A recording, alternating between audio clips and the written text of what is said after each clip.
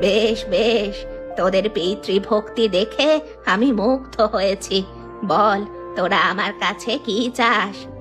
আমরা দুবেলা পেট ভরে খেতে চাই বুড়িমা। সেজন্য এত চিন্তা কেন? এই কলা গাছের ছাল দিয়ে তোরা বড় লোক হতে পারবি রে। কলা গাছের ছাল দিয়ে কিভাবে বড় লোক হব? রোজ এই কলা গাছের ছাল ছাড়িয়ে আঁশ তৈরি করবি।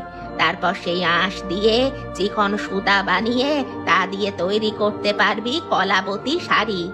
আর যে কলা হবে তা হবে সর্বরোগ বিনাশী। সেই কলা দিয়ে তোরা যে কোনো রোগের চিকিৎসা করতে পারবি। এই শাড়ি অনেক দাম দিয়ে মানুষ তোদের কাছ থেকে কিনে নেবে। কলাগুলোও অনেক দামে বিক্রি করতে পারবি।